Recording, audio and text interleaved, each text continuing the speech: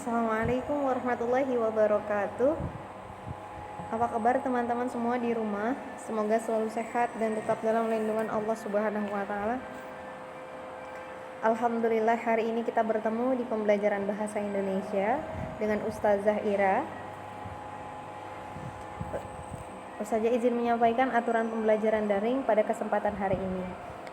Yaitu teman-teman pastikan fokus saat menerima informasi, kemudian mengerjakan proyek, pastikan tuntas dan pastikan melapor saat sudah tuntas mengerjakan proyeknya. Ustazah izin mengajak teman-teman untuk berdoa sebelum belajar terlebih dahulu. Sikap berdoa, tangannya diangkat, kepalanya ditundukkan. Membaca doa sebelum belajar. Bismillahirrahmanirrahim. Rabbi zidni ilman warzuqni fahman. Ustazah izin lanjutkan. Nah, hari ini teman-teman agenda kita adalah mereview pertemuan tema 4 dan pertemuan tema 5. Kita ringkas semuanya di pertemuan kali ini dengan catatan karena kita mempersiapkan PAS nanti. Hari ini di tema 4 kita mengulang kembali itu tentang pantun. Tentang pantun dan teks non fiksi untuk tema 5-nya. Kita lanjutkan. Teman-teman pasti sudah tahu apa itu pengertian dari pantun. Ya, betul bahwa pantun adalah jenis puisi lama yang setiap baitnya terdiri atas 4 baris serta memiliki sampiran dan isi yang bersajak ABAB atau AAAA. Nah, terdapat bagian-bagian pantun, diantaranya ada yang namanya sampiran dan ada yang namanya isi.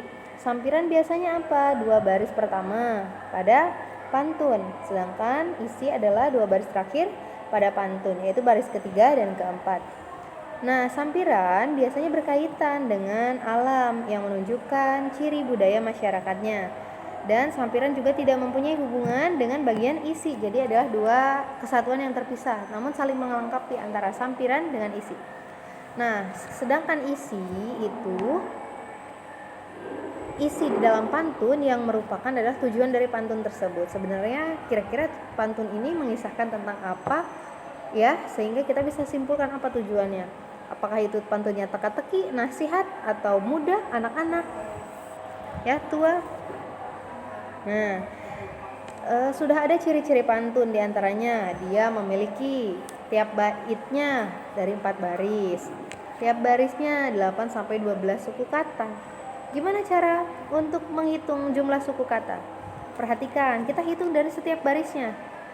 Ada berapa suku katanya? Contoh ya, laut sana berwarna biru. Misal bait 1 baitnya, 1 barisnya. Kita hitung, laut sana berwarna biru. Sehingga jika dihitung ada 9 suku kata dari laut sana berwarna biru. Ingat, hitungnya per baris. Kemudian bersajak silang AB, AB atau AAAA ya. Bersajak itu artinya akhirannya. Dia akhirannya rimanya sama tidak. Kemudian baris pertama dan kedua itu sampiran, dan baris ketiga dan keempat itu adalah isi yang termasuk ke dalam bagian pantun tadi ya. Kemudian kita ketahui bahwa ada isi, makna, dan amanat pantun. Isi atau makna pantun itu tujuan dibuatnya pantun tersebut. Tadi, apakah tujuannya adalah pantun teka-teki untuk memberikan teka-teki?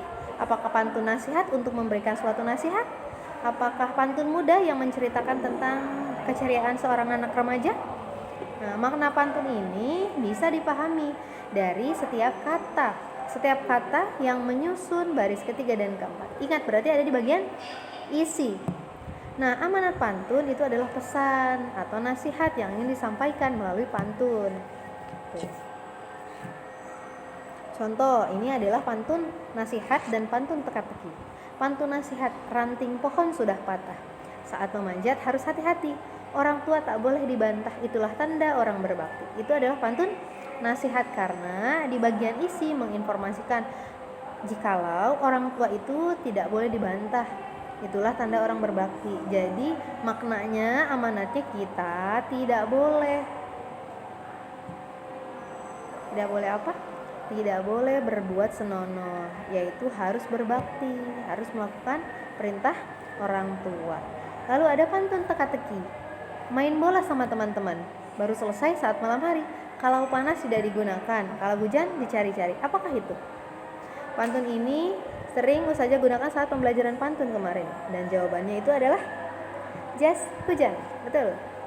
Ya, itu adalah pantun nasihat dan teka-teki. Kita bisa lihat apakah jenis pantun tersebut dari bagian isinya. Sekarang setelah pantun, kita bertemu di tema 5, yakni terkait teks non-fiksi, teks bacaan non-fiksi. Kita ketahui bahwa ide pokok pada teks non-fiksi. Pada setiap teks non-fiksi itu memiliki paragraf. Di setiap paragraf pasti memiliki pokok pikiran. Nah, untuk menentukan pokok pikiran, kita tentukan dulu apa itu ide pokoknya. Apa itu ide pokok, Ustazah? Ide pokok adalah inti dari permasalahan suatu teks. Nah, ide pokok ini yang menjadi gagasan dasar suatu hal atau kejadian yang ingin disampaikan dari si penulis kepada si pembaca. Ide pokok ini juga bisa dikembangkan menjadi sebuah pokok pikiran. Kalau pokok pikiran kan kamu ambil setelah kamu mencari ide pokok. Kira-kira apakah inti dari masalah yang diceritakan itu adalah ini? Dan bisa gunakan bahasa sendiri. Dari pokok pikiran itu kamu bisa kembangkan menjadi sebuah paragraf. Dari paragraf kamu bisa kembangkan menjadi sebuah teks bacaan lagi. Jadi bisa melahirkan. Nah, kalau teks non-fiksi itu memang teks yang berisi informasi berdasarkan fakta dan kenyataan. Contohnya seperti apa? Biografi, buku sejarah, ya. Kemudian majalah, surat kabar. Nah, itu semuanya berdasarkan fakta atau kenyataan. Lain yang berdasarkan imajinasi seperti novel, ya. Itu namanya teks fiksi, imajinasi atau khayalan. Nah, jadi pokok pikiran ini kan yang menjadi ide utamanya pada sebuah paragraf. Di setiap paragraf pasti memiliki informasi penting pada setiap bacaan, ya. Informasi penting ini yang ingin disampaikan penulis kepada si pembaca. Kita ketahui bahwa teks non-fiksi juga itu adalah teks yang berisi tentang fakta atau kenyataan. Nah, kemudian pokok pikiran itu adalah ide utama sebuah paragrafnya. Dan informasi penting adalah informasi pada teks bacaannya yang ternyata dianggap sangat penting. Nah, itu dia kesimpulannya. Dan sekarang kesimpulan dari teks non-fiksi dan pantun. Kita ketahui bahwa pantun itu ada di sekitar kita, dan pantun merupakan jenis puisi lama yang sudah seharusnya kita lestarikan. Siapa teman-teman yang suka berpantun? Ya, pantun jenis apapun jika teman-teman suka itu bisa dijadikan sebagai bahan pelajaran. Teks non-fiksi kesimpulannya adalah teks yang berisi informasi berdasarkan fakta atau kenyataan. Ingat, itu saja kuncinya. Dan pantun itu merupakan jenis puisi lama yang tiap baitnya terdiri atas 4 baris. Sekarang Ustazah izin menjelaskan proyek teman-teman. Dari review yang sudah Ustazah ringkas dan kemas dari tema 4 sampai tema 5, proyek teman-teman hanya memilih salah satu proyek dari 2 proyek yang sudah Ustazah sediakan. Kamu bisa memilih proyek pantun atau kamu bisa memilih proyek teks non-fiksi. Ya. Yang pertama, buatlah kegiatan keseharianmu menjadi sebuah teks non-fiksi. Ya, namanya juga teks non-fiksi ya, jadi harus berupa fakta dan kenyataan, serta kalau bisa tidak satu paragraf. Nah, minimal 3 paragraf yang menjelaskan kegiatan keseharianmu, daily activity kamu, kegiatan sehari-hari kamu dari bangun tidur sampai kamu tidur lagi dalam satu hari itu. Jadi keseharianmu, apa yang sudah kamu lakukan dan apa yang akan kamu kerjakan. Kamu bisa ceritakan menjadi sebuah teks non fiksi, karena itu berdasarkan fakta dan kenyataan. Atau kamu bisa memilih poin kedua, buat peta pikiran tentang pantun. Jadi kan materi pantun itu banyak ya. Ada pengertian pantun, ada jenis pantun berdasarkan golongan usia, kemudian bagian-bagian pantun, ada ciri-ciri pantun. Kamu bisa buatkan peta pikirannya. Nah, kamu bisa pilih salah satunya. Jika teman-teman merasa kurang jelas, bisa lihat lembar project yang ada di Classroom, kemudian teman-teman bisa tanyakan kepada Ustazah Ira melalui wali kelasmu masing-masing. Nah, sehingga dari pembelajaran hari ini kita bisa simpulkan bahwa ibrahnya teman-teman yang terpenting adalah mendapatkan informasi, nasihat-nasihat pada pantun untuk kehidupanmu sehari-hari. Jadi kita bisa evaluasi diri kita dengan membaca pantun.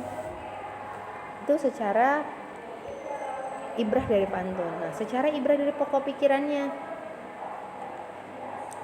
kamu bisa mengetahui informasi penting pada setiap bacaannya. Jadi ketika kita membaca, kita tahu oh ini tuh bahas tentang apa dan mengisahkan tentang apa. Jadi intinya dapat gitu, daripada kamu membaca berlembar-lembar tapi tahu kamu tidak paham. Nah begitu ya.